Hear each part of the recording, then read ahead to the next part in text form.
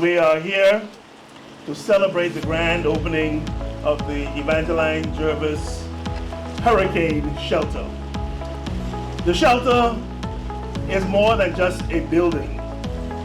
It is a testament to our collective commitment to protect and support each other in times of need. This shelter stands as a beacon of hope and protection, ensuring that we are ready to face any storms that may come our way.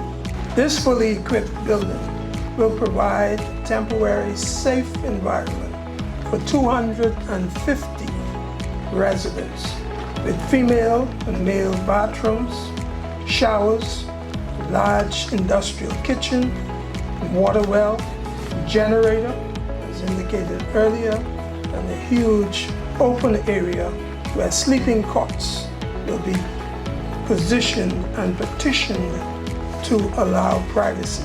In addition to providing a haven for residents to ride out the storm, the year-round shelter will be a soup kitchen, feeding those in need daily, the recreation center for the elderly, and often training center for school programs and after-school activities. This shelter is a beautiful and successful example of what can be accomplished when government, the Port Authority, the church, the business community, and the residents of the community come together, combine forces, and contribute unselfishly and support a vision for the betterment of our community.